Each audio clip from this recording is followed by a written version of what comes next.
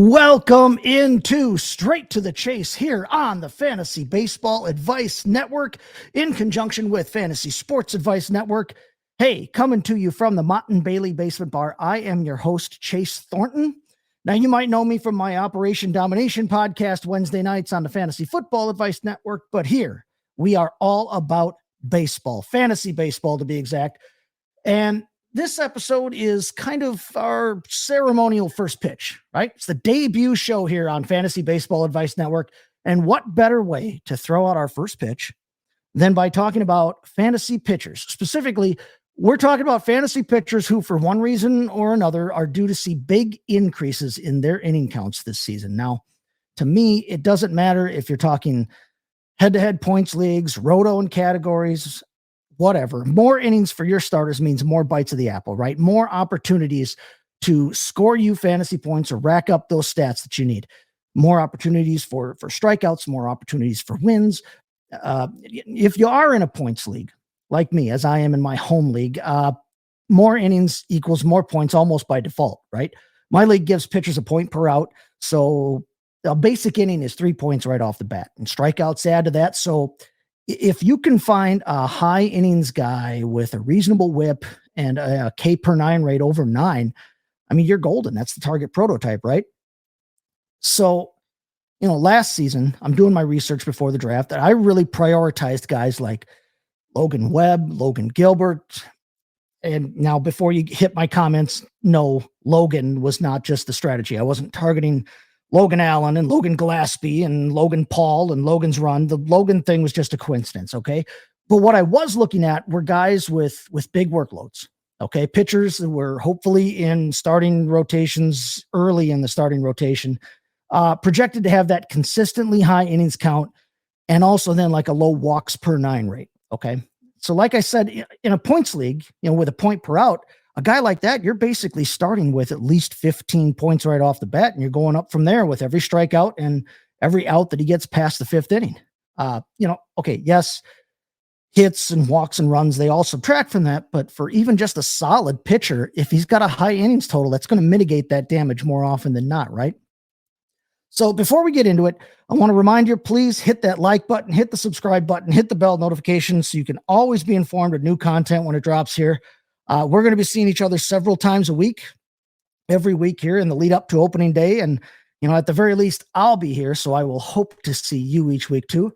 And with that, let's crack one open and get started here. So if you followed me here from my fantasy football exploits on the interwebs here, you might know that I'm normally drinking either a handmade cocktail, something or dark and chewy, say a porter or a stout.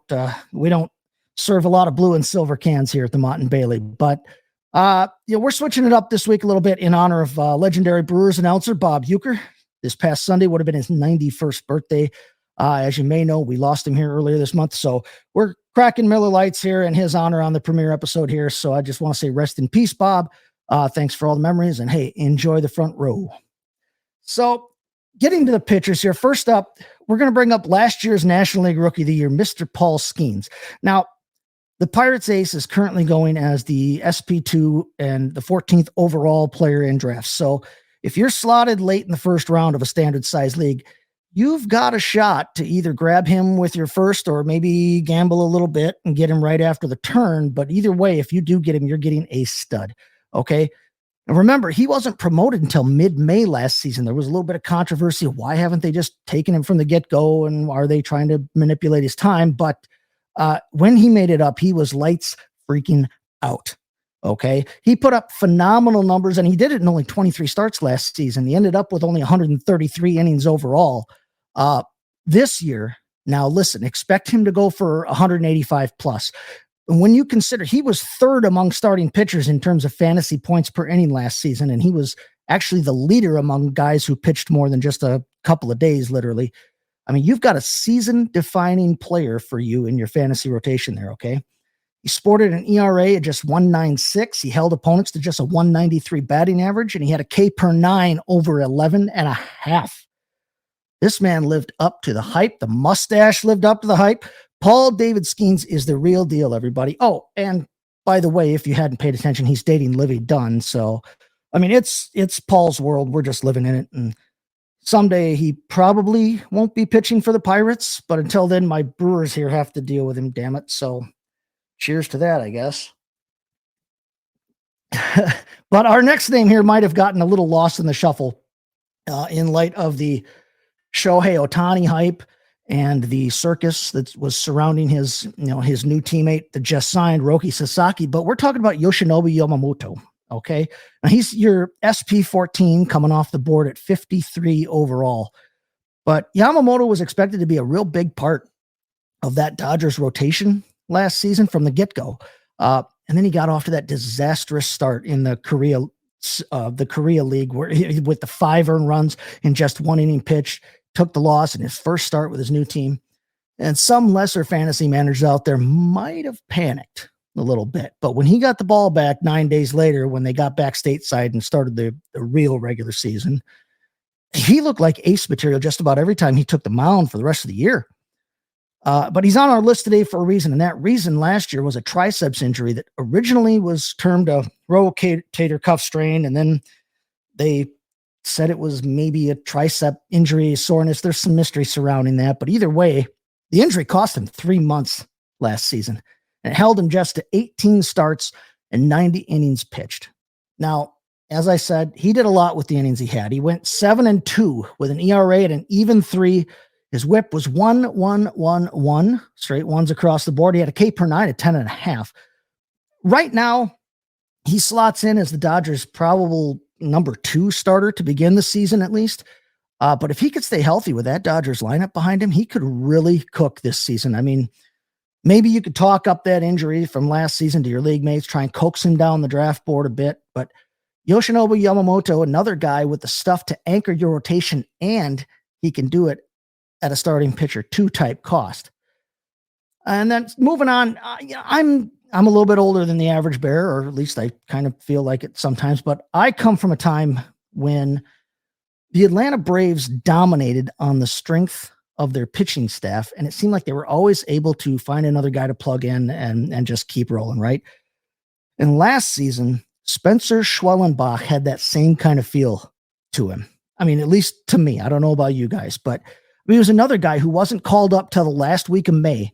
But when he got up there, he was a mainstay in the rotation the rest of the year. He ended up getting to start 21 times last season after only 13 innings at AA. Never pitched at AAA. Only 13 innings at AA and started 21 times straight here in the pros. Finished with 123 and 2/3 innings. Was able to parlay that into an 8-7 record. His opponent batting average was 224. He had a whip of 1.043. Now, Spencer Schwellenbach's strikeout totals aren't really spectacular, but he's over 9.24 for a K per 9 rate. And I like to look at K per 9 over strikeout percentage. It's just the way I like to. It's the way that I process it better in my head. I talk about K per 9 instead of the percentage, but I mean he's over a strikeout per inning, right? So he's not killing you there.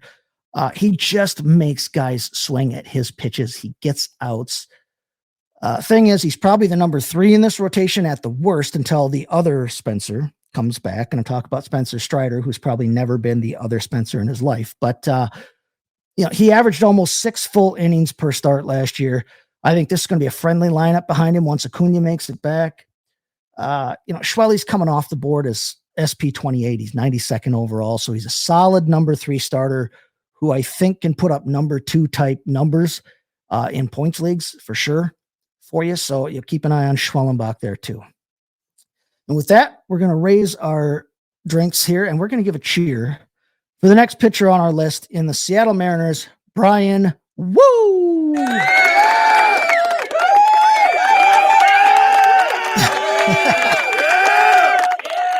All right, it's not that exciting, but calm down, everybody. He's everybody's favorite Cal Poly Mustang. He was very good when he was on the mound for Seattle last season, okay? But he was limited by some nagging injuries that kind of, limited him in some starts and put him on the IL actually for a couple of short stints. But like I said, the results were there when he was there, okay? If you weren't paying attention last season, and you should have been, Woo threw 121 and a third innings over only 22 starts last season, but he came away with a 9-3 record and a 2.89 ERA. here's the best part about him. He led all starting pitchers with over 100 innings in his walk rate, just 2.8%. And he held opponents to a 211 batting average. You add all of that up, he had a whip of just 0.898. That was actually lower than what Skeens had at 947. So, I mean, that's something to cheer about indeed, in my opinion. Woo is the real deal. He can pitch the baseball. Okay, but the questions with him here are kind of twofold. First, can he avoid those nagging injuries that cost him all those innings last season? You know, he's already the likely fifth starter at the moment in Seattle's, super deep rotation there. He'll get more than last year's 22 starts for sure, but he's not getting 30 starts. Okay, if he can stay healthy, he's going to get more than the 22, however. But the second question with him, he's got a K per 9 rate of 7.49. That's abysmal for a fantasy starter. That's a little bit of a bummer. But if he could somehow cultivate, say, a third pitch breaking ball, go along with that four-seamer and the sinker, and he throws those fastballs a lot. But if he could get that third pitch breaking ball to go along with that, his K numbers probably come up. They'll likely regress at least to the mean a little bit, I would think. But as it is, he's probably still going to throw some version of a fastball 70% of the time like he has the last couple of years. And he's just going to know that contact on it isn't going to hurt him too bad usually. He just, he's good at what he does. He's a professional pitcher. It does make him probably, in my opinion, a little bit more valuable in points leagues. But you're getting him as the starting pitcher 42 at 141 overall. Brian Wu is a guy that I really have my eye on. I'm going to come away from a lot of fantasy drafts with Brian Wu. I am watching him closely every time that we start to get around that part of the draft there. Fun fact, I mentioned he went to Cal Polytech. The costumed Cal Poly Mustang mascot is named Musty, which is unfortunate. But the live mascot is a majestic, unsettled, free-spirited equine named, you got it, Chase. So I think it's nice that living creature actually has a dignified name, but at least Musty can go home afterwards and he can take his foam head off and drown his sorrows in Polytech homework. So he's got that going for him, right? Cheers to that, Musty, but we prefer Chase around here. Now, I brought up Skeens earlier, and I brought up Woo's whip rate in comparison to him, but we want to talk about Skeens' teammate now. We're going to shift the spotlight a little bit. And this guy who had take kind of a back seat to the phenom, we're going to talk about Jared Jones here, who honestly was pitching at a possible rookie of the year pace himself early on in 2024 anyway. His draft ADP numbers, if you look right now on Fantasy Pros, his draft numbers are a little wonky. Looks like he's listed as starting pitcher 75, coming off the board at 250 overall. But when you break down the individual source numbers and where he's going in each individual platform, to me, he looks more around, say, like starting pitcher 43, coming off the board in the 140s.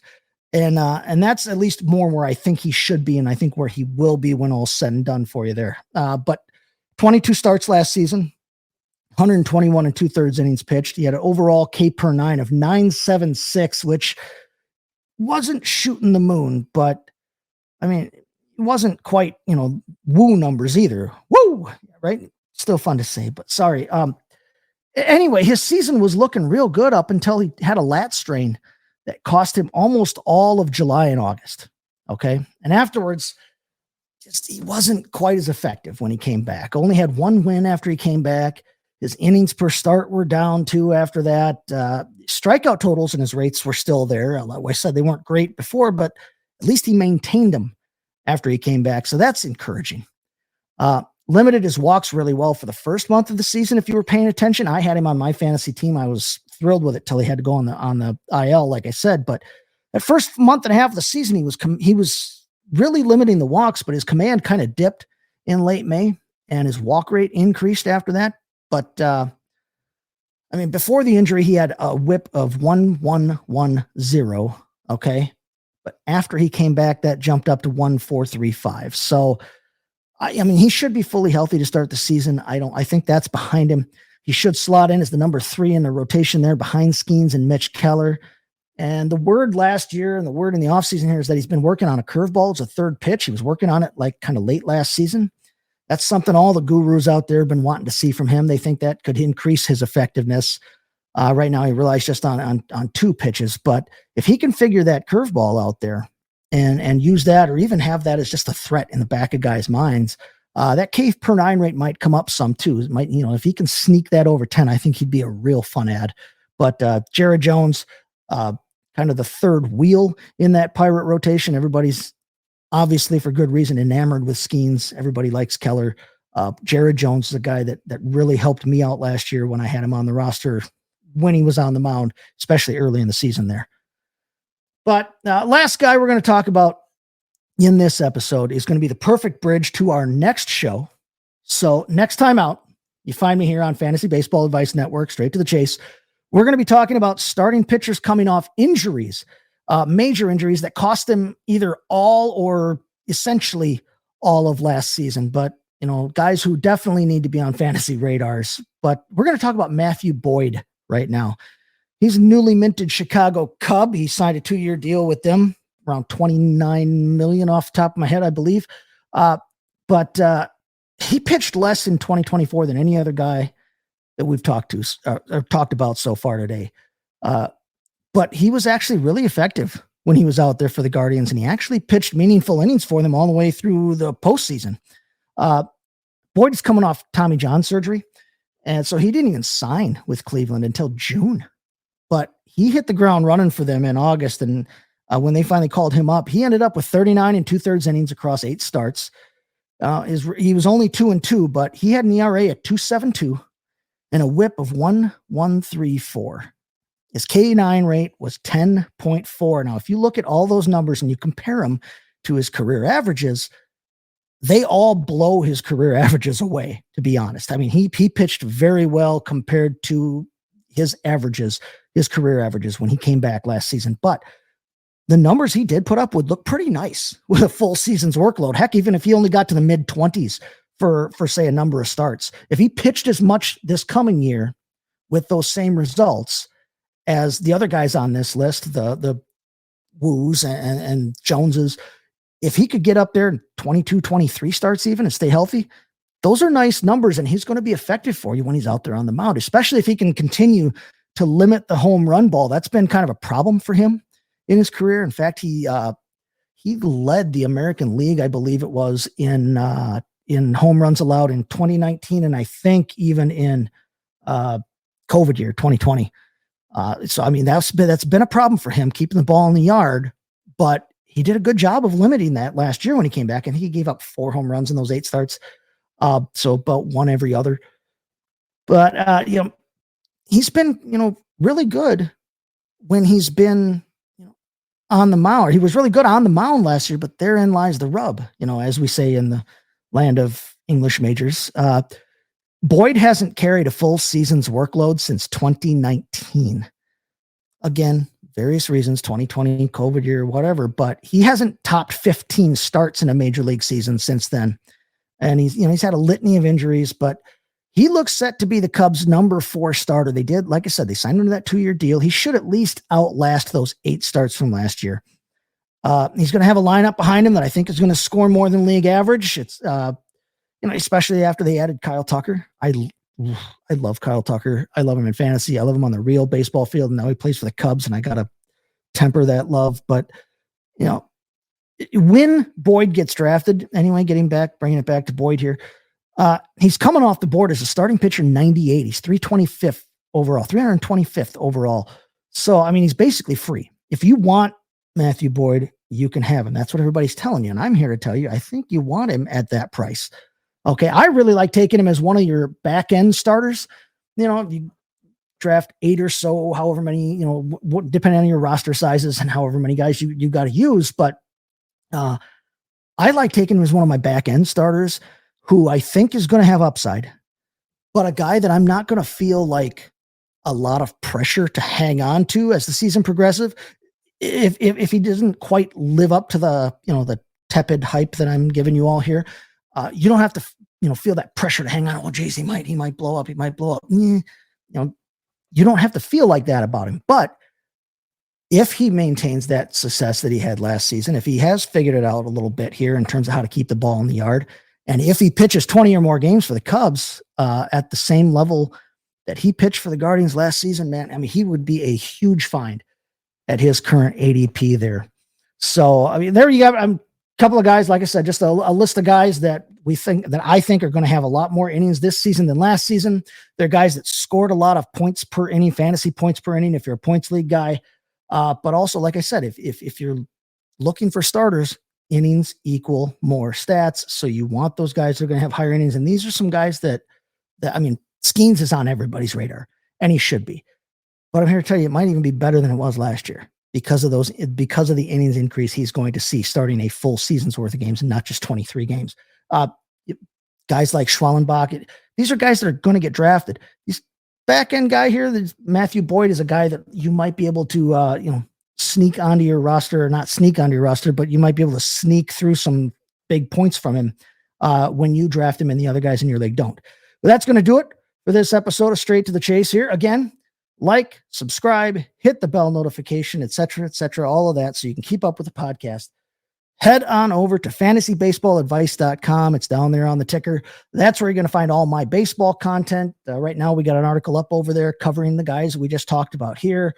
There'll be one on the injury guys from the next episode. There'll be plenty more on the way every week leading up and all the way through the regular baseball season. So get on over there, fantasybaseballadvice.com. Sign up for a membership. You're going to get access not just to the Fantasy Baseball Advice social forum, but fantasy football advice, fantasy basketball advice if you choose. You can friend me on there, which means you'll be able to ask questions, leave comments on the shows or the articles. You'll be able to interact with me, other fantasy players, other fantasy personalities. It's a veritable sports lovers paradise over there. Okay. So you're going to want to get over there, fantasybaseballadvice.com. Follow me on social media at STTChaseFFB, at STTChaseFFB. You can find me on any social media platform that I have there with that name. Otherwise, I mean, heck, search for me, Chase Thornton, on Untapped if you want to. We can talk about beer on there. But either way, I'm going to say thanks for watching, and we are going to say, hey, get up, get out of here, gone. We are here. FantasySportsAdvice.com, offering the best fantasy sports social media platform. Why join endless Discord communities or the trolls of Reddit? Fantasy Sports Advice is a community designed to help you win with 24/7 support. Go to FantasySportsAdvice.com and become a pro member for unlimited access. Again, go to FantasySportsAdvice.com today.